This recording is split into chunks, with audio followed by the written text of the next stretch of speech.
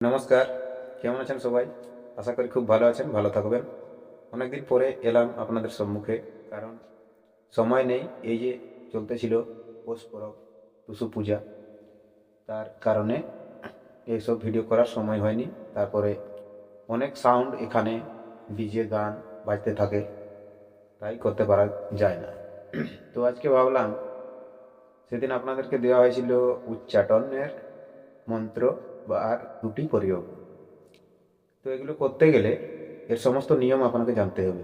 আজকের ভিডিওয় উচ্চাটন করার জন্য যত নিয়ম আছে, কি দেবতা পূজা করবেন এবং কেমনভাবে করবেন, কখন করবেন, সমস্ত নিয়ম এই পুরা ভিডিওতে বলে দেব।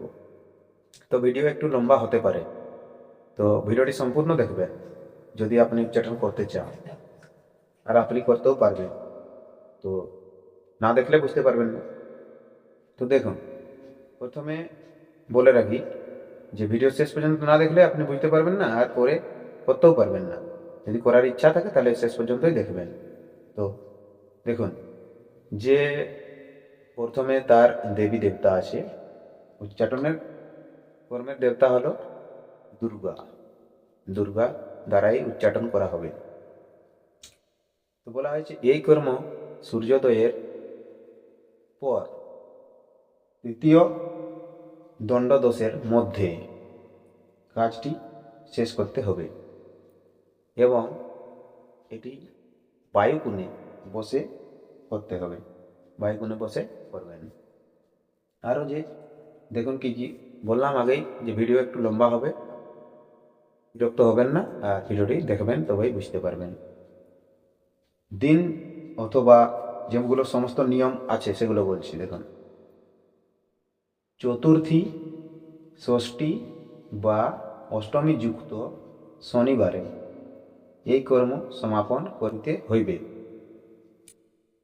স্বাতি, হস্তা, মৃগশিরা, চিত্রা, উত্তর ফাল্গুনী, পুষ্যা অথবা পুনর্বসু নক্ষত্রে সমাপন করিতে হইবে।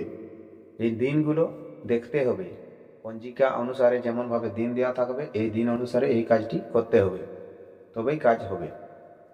দেখুন, আর তারপরে হলো মন্ত্র ওম নিশি নিশি সাহা। ঠিক আছে? তারপরে একটি 4 আঙ্গুল পরিমাণে যজ্ঞ ডুমুরের কাঠ, যজ্ঞ ডুমুরের কাঠ আনবেন। আর মন্ত্র অযুত সংখ্যা 10,000 বার জপ করতে হবে এই কাঠের উপরে, যজ্ঞ ডুমুরের উপরে। ঠিক আছে? তারপর যদি এটি সেই শত্রুর গৃহে পুঁতা হয়, তাহলে শত্রুর মন উচ্চাটন হইয়া থাকে। ঠিক আছে? বা উচ্চাটন করার দেবতা ধূম্রবতী, রক্তবর্ণ মনে করতে হবে পূজা করার সময়। এবং পঞ্চদশ যে দেবতাদের নাম আছে সেই নামগুলো আপনাদেরকে জানতে হবে। ঠিক আছে? এই পঞ্চদশ দেবতার নাম দেখুন, আমি একে একে বলছি, আপনারা লিখতে পারেন, অথবা এই যে যেগুলো দেখানো হলো এগুলোর মতন এটাও দেখাতে পারি। পঞ্চদশ দেবতার মধ্যে এক হলো প্রথমে রুদ্র,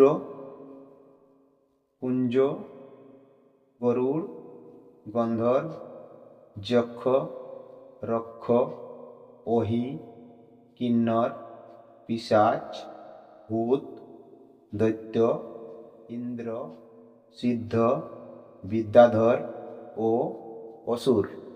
এইগুলো পঞ্চদশ দেবতা। এদের মধ্যে এদেরকে জানিয়ে ক্রিয়াটি করতে হবে, তাহলে এই কাজটি সম্পূর্ণ হবে। তো আরও যেমন আকর্ষণের মন্ত্র তো অনেক দেওয়া আছে, কিন্তু তার নিয়ম পদ্ধতি দেওয়া হয়নি। শুধু বলা হয়েছে এটা এতবার পাঠ করবেন, এতবার করলে এই কাজটি হয়, এই কাজটি এমন করলে হয়, কিন্তু সম্পূর্ণ নিয়ম আর এই যে তাদের দেবতাদের নাম এগুলো জানতে হবে, তারপরে আপনি করতে পারবেন। তো আজকের ভিডিও এখানেই শেষ করব। যদি বুঝতে কোথাও অসুবিধা হয়ে থাকে তাহলে নিচে কমেন্ট অবশ্যই করবেন। যথাসম্ভব আমি যদি রিপ্লাই করতে পারি বা আপনার কথা অনুসারে আমি কিছু রিপ্লাই করব। তো বন্ধু, দেখা হবে আবার একটি নতুন ভিডিওতে। ততক্ষণ পর্যন্ত আপনি আপনার খেয়াল রাখবেন। নমস্কার, জোহার, ধন্যবাদ।